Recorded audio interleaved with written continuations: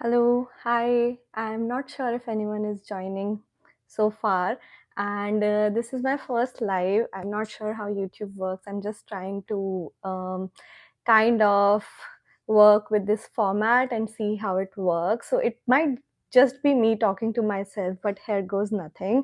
So I this is my first live as well. So I want you guys to be sweet to me, not be too harsh to me, because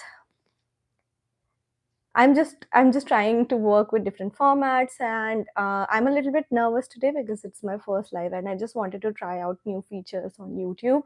So I always thought I'll go live and I'll do this thing and connect with my audience one on one, but as you know, life gets busy, you don't get enough time to do that. But today I have time, today I have some time, so I thought I will do this, okay, and I will get it out of the way, get over my nervous energy, get out of my comfort zone and do this thing.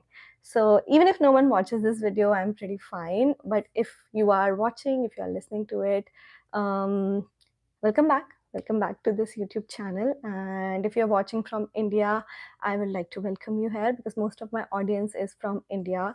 And if you're not, if you're from any other location, you're welcome here as well. And yeah, I just love this community. I just love everything about it. So I would like to talk more about books and whatever I do here and other things. So today I just want to talk about what I'm currently reading, and we'll go into what I am reading, and I would also like to know from you what you guys are reading.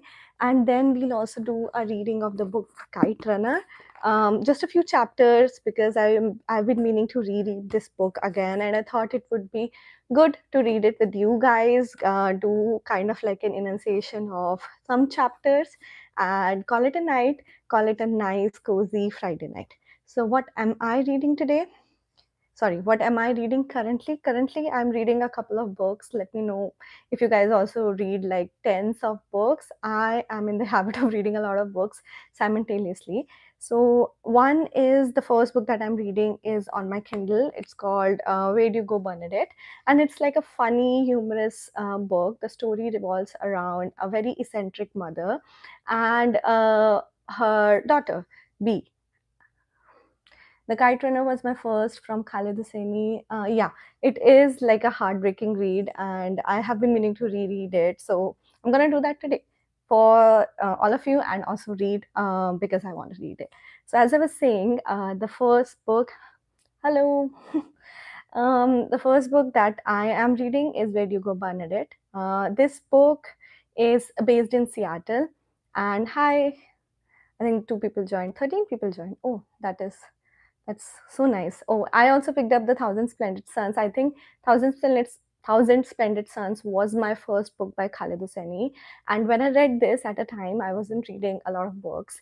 And when I read this book, it just completely shattered me. I was crying a lot when it finished. And that is how I became a reader again, because I remembered how impactful and how heartbreaking reading books is.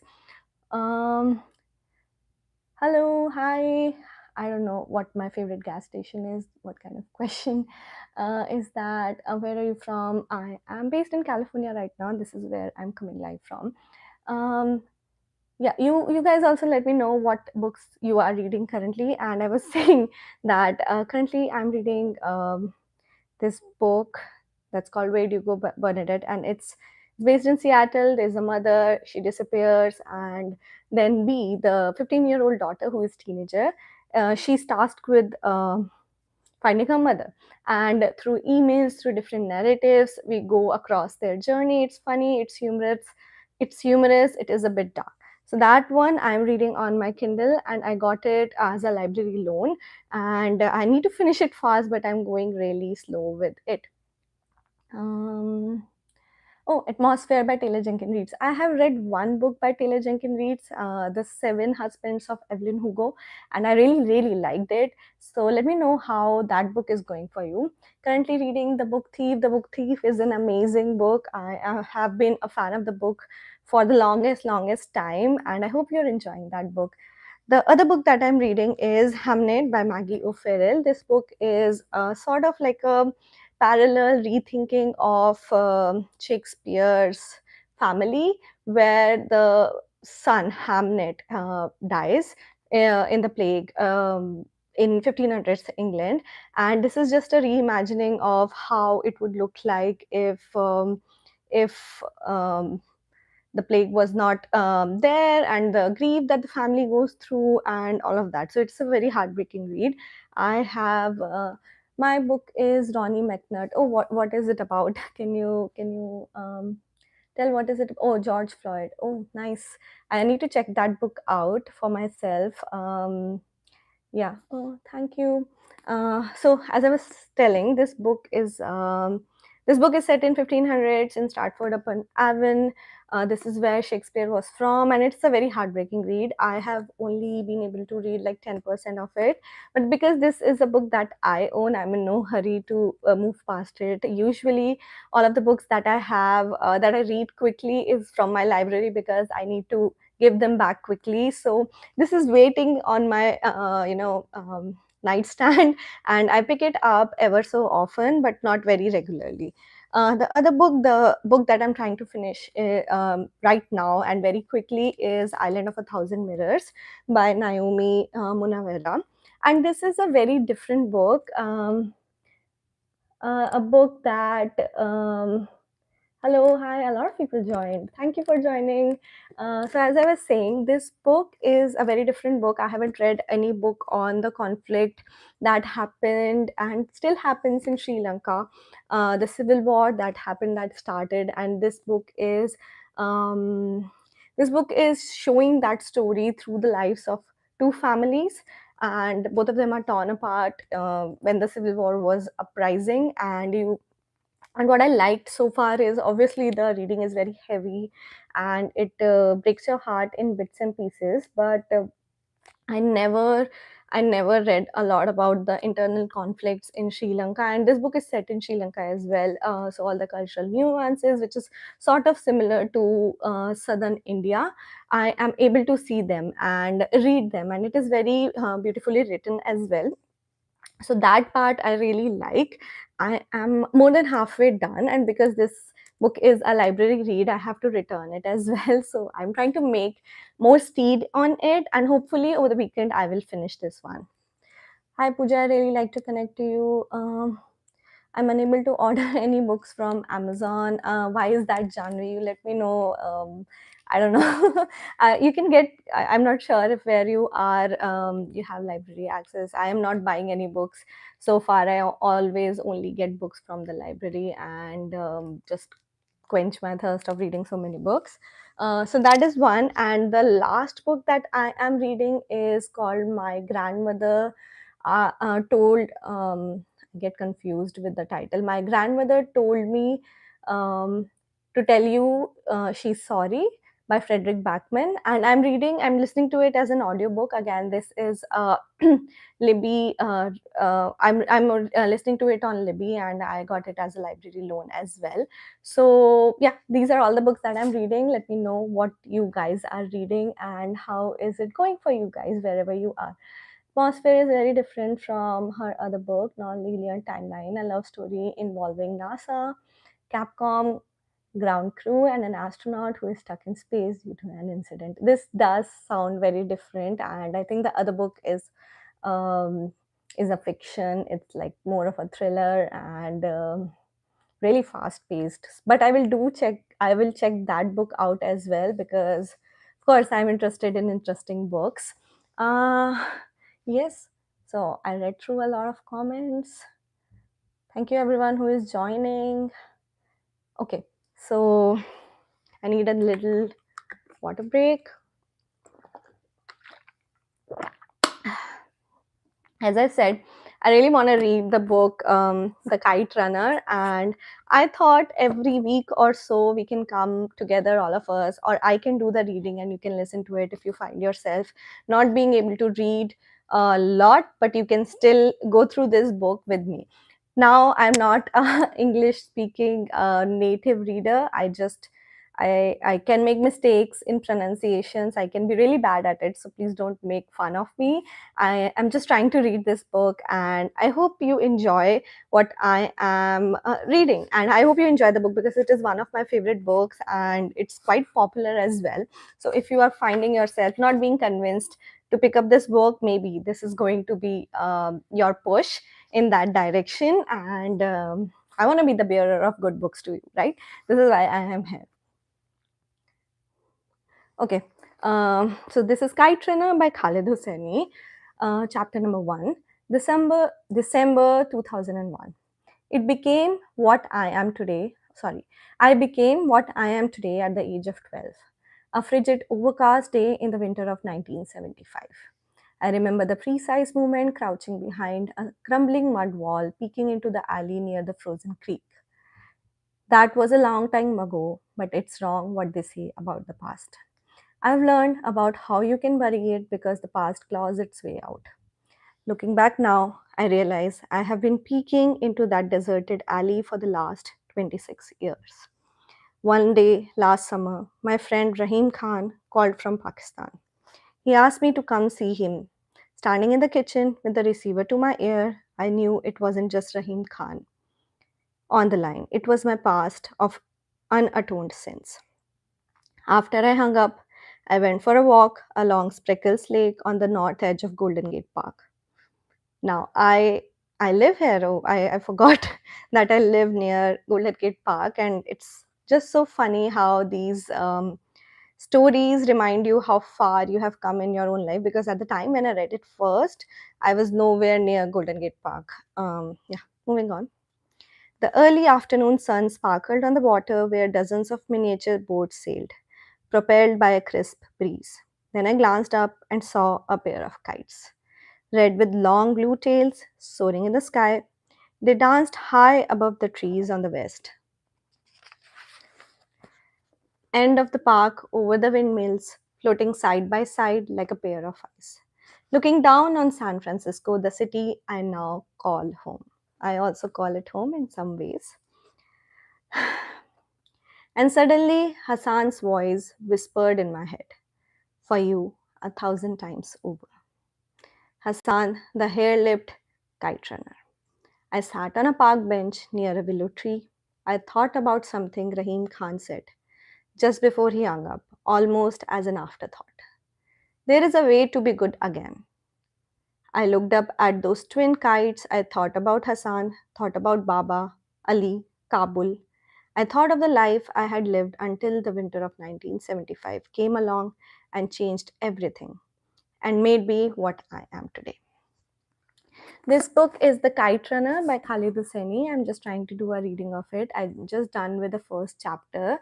This first chapter is in present tense, and now we are gonna go into a little flashback. So the author has just set the scene where they are. They are miles away from Kabul, where they first were born, and they also are remembering of the life that they lived until the winter of 1975 when everything changed for them. So we're going to move on to chapter 2. When we were children, Hassan and I used to climb the poplar trees in the driveway of my father's house and annoy our neighbors by reflecting sunlight into their homes.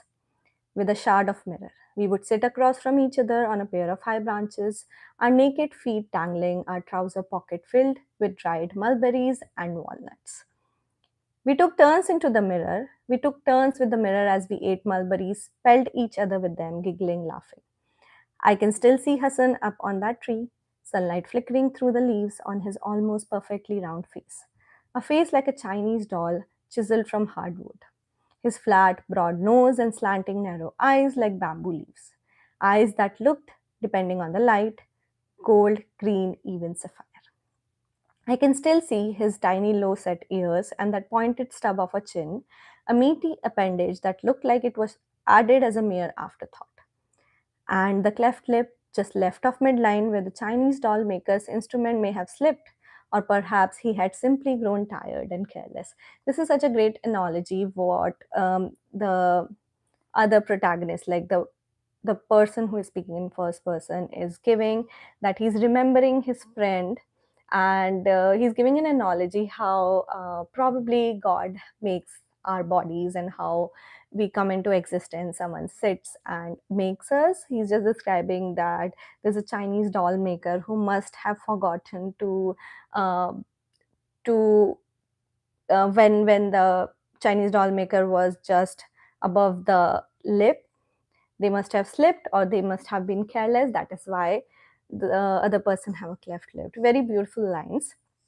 Sometimes up in those trees, I talked Hassan into firing walnuts with his slingshot, at the neighbor's one-eyed German shepherd. Hassan never wanted to, but if I asked, really asked, he wouldn't deny me. Hassan never denied me anything, and he was deadly with his slingshot. Hassan's father, Ali, used to catch us and get mad, or as mad as someone as gentle as Ali could ever get.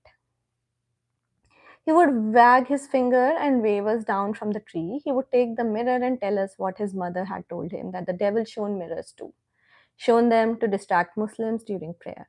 And he laughs while he does it. He always added, scowling at his son. Yes, father, Hassan would mumble, looking down at his feet.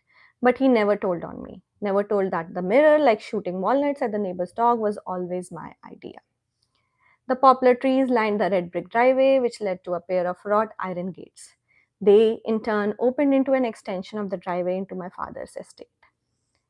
The house sat on the left side of the brick path, the backyard at the end of it. Everyone agreed that my father, my Baba, had built the most beautiful house in the Wazir Akbar Khan district, a new and affluent neighborhood in the northern part of Kabul. Some thought it was the prettiest house in all of Kabul. A broad entryway flanked by rose bushes led to the sprawling house of marble floors and wide windows. Intricate mosaic tiles handpicked by Baba in Ishfan covered the floors of the four bathrooms. Gold stitched tapestries, which Baba had bought in Calcutta, lined the walls. A crystal chandelier hung from the vaulted ceiling. Upstairs was my bedroom, Baba's room, and his study, also known as a smoking room, which perpetually smelled of tobacco and cinnamon. Baba and his friends reclined on black leather chairs there after Ali had served dinner. They stuffed their pipes, except Baba always called it fattening the pipe, and discussed their favorite three topics: politics, business, soccer. Sometimes I asked Baba if I could sit with him, but Baba would stand in the doorway. Go on now, he'd say. This is grown ups' time. Why don't you go read one of those books of yours? He'd close the door, leave me to wonder why it was always grown ups' time. With him, I'd sit by the door, knees drawn to my chest. Sometimes I'd sat there for an hour, sometimes two, listening to their laughter, their chatter. The living room downstairs had a curved wall with custom built cabinets. Inside sat framed family pictures, an old grainy photo of my grandfather and King Nadir Shah taken in 1931. 2 years before the king's assassination, they were standing over a dead deer, dressed in knee-high boots, rifles slung over their soldier shoulders. There was a picture of my parents' wedding night, Baba dashing in his black suit, and my mother, a smiling young princess in white. Here was Baba and his best friend and business partner, Rahim Khan, standing inside our house, neither one smiling.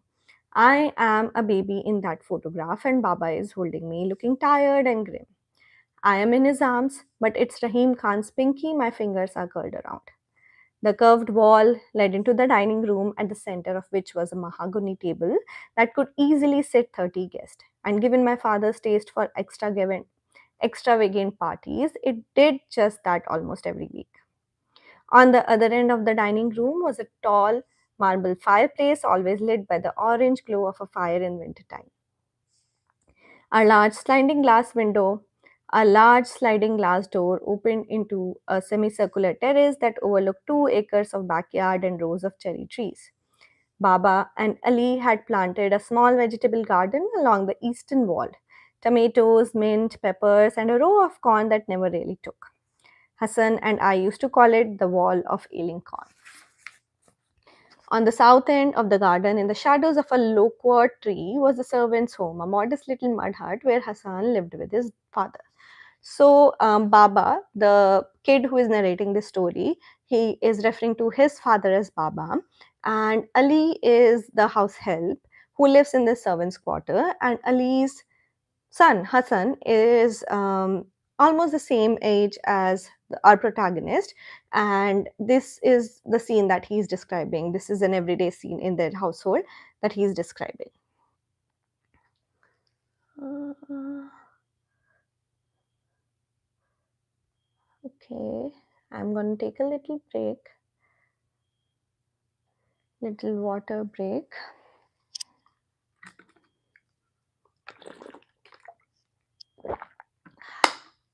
Okay.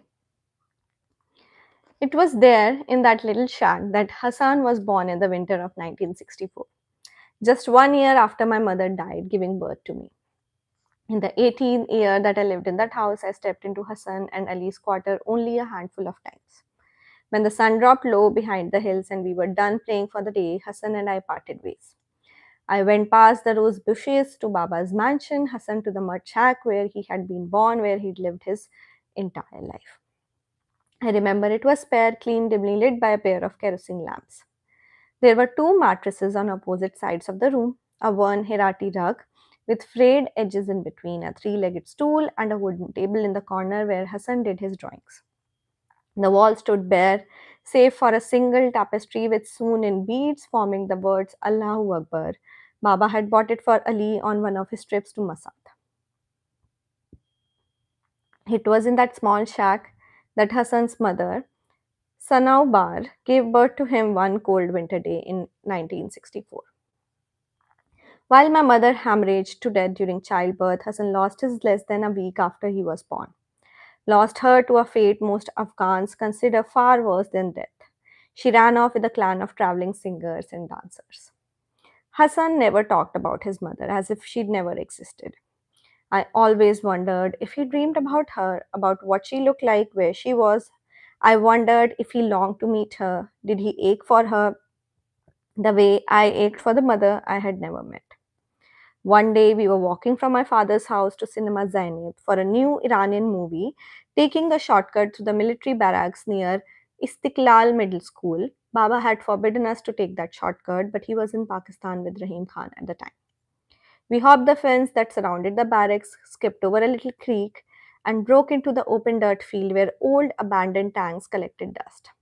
A group of soldiers, huddled in the shade of one of those tanks, smoked cigarettes and playing cards. One of them saw us, elbowed the guy next to him, and called Hassan. Hey, you, he said, I know you.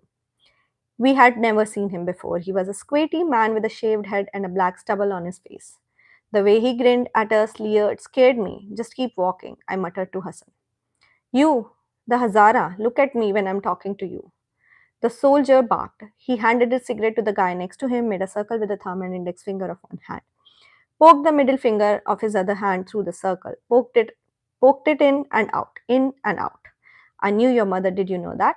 I knew her real good. I took her from behind by the creek over there. The soldiers laughed. One of them made a squealing sound. I told Hassan to keep walking, keep walking.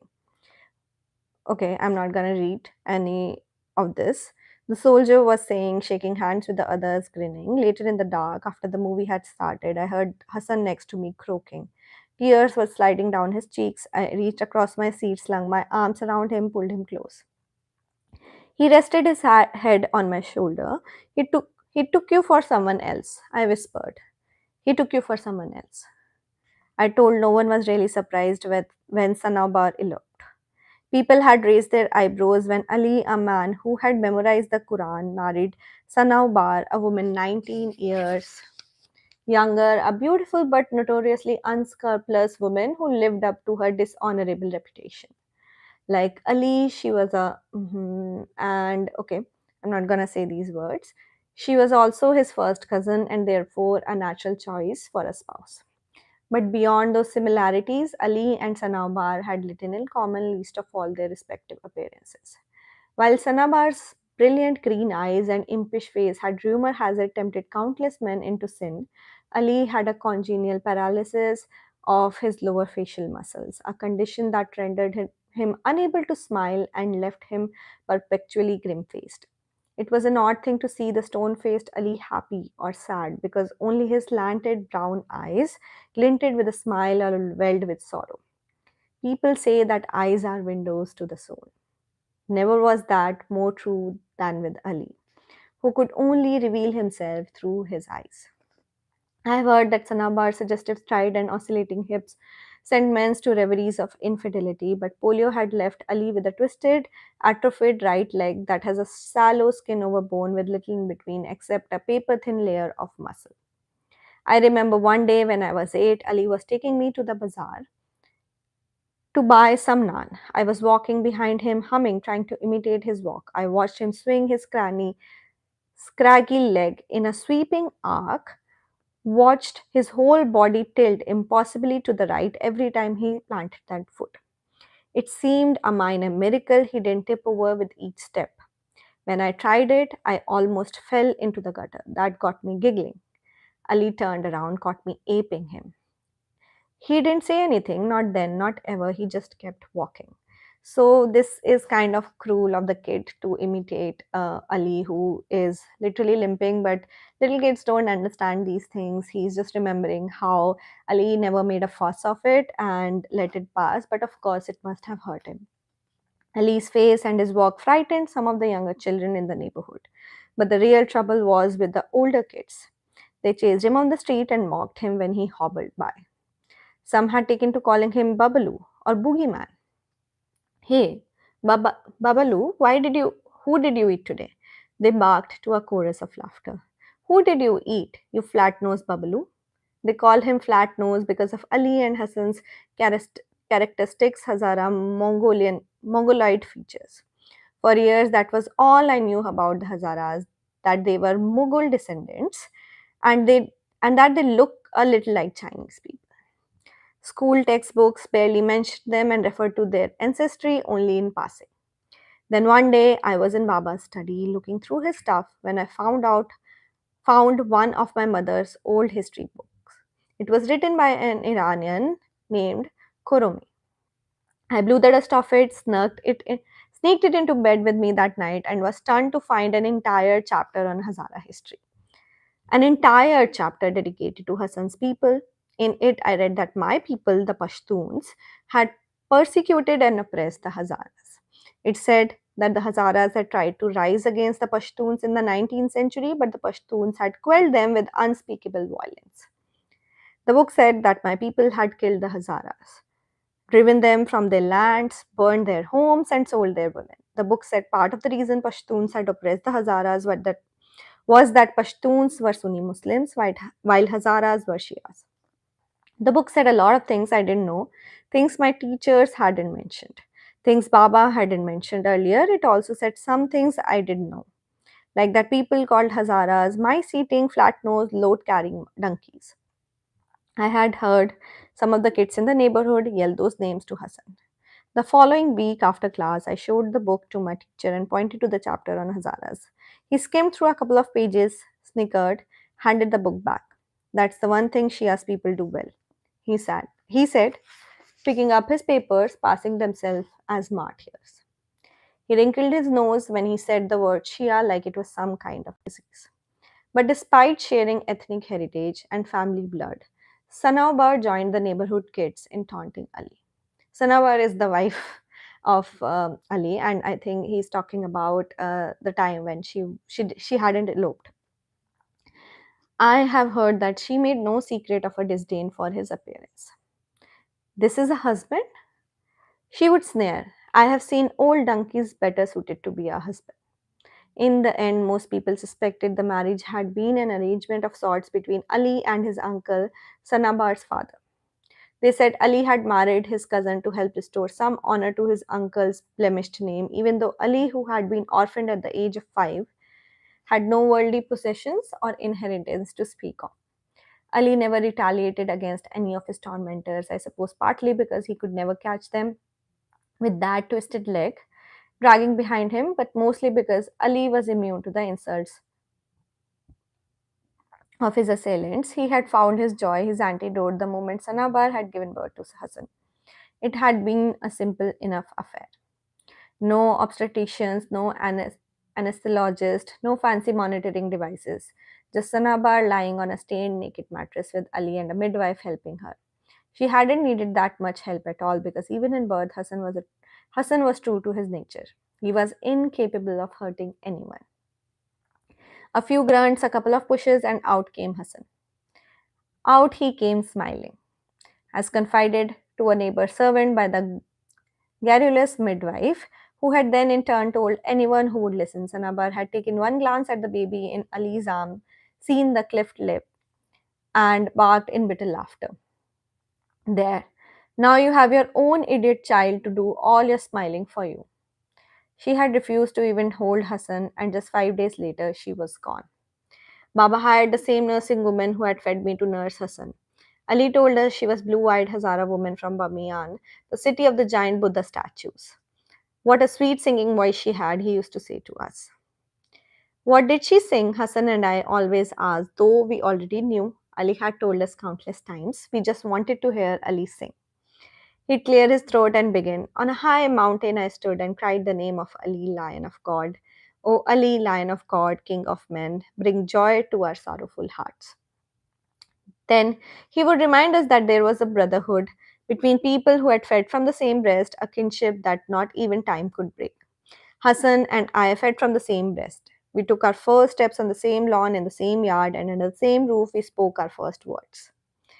Mine was Baba, his was Amir, my name. This is the first time the protagonist is revealing their name, and the name is Amir. Looking back on it now, I think the foundation of what happened in the winter of 1975 and all that followed was already laid in those first words. Now I'm done with 2 chapters of this book and I thoroughly enjoyed reading this book. I have no recollection of reading it the first time, so that's always a good thing because it's a new experience in itself. And I really had a lot of fun. Okay, even though people are joining in, going back and forth, I really did enjoy just reading the book, and I have also been trying to speak out loud all of these paragraphs just to improve my pronunciation of things. Most of the words that I know are through reading, so I realized some of the pronunciation of the books that I do, some of the pronunciation of the words that I do and make are not very proper, and I am also really tired after speaking a lot. But I have been trying to be in front of the camera a lot more, and which could mean doing readings like this. So I had a lot of fun, and I would like to know from you guys if you liked seeing me read these books, or if there are any other ideas you would like to throw my way so that we can do this, sorry, live more often. And yeah, I'm a little bit tired. It's 11 o'clock here, and I will take a leave for today. And I really do hope you enjoyed speaking me in my element, being in my element. I also got to do some reading on the side, and that is it. That is a wrap for today. Thank you for watching so far, and I will see all of you next time. Next time, maybe this time around, I will make a point to come and do lives on Fridays and interact with all of you more. If you have any questions, we can do that, sort of like a informal book club we have here. But just do let me know, what are you guys reading and how are you enjoying your reading time and how are you romanticizing your reading.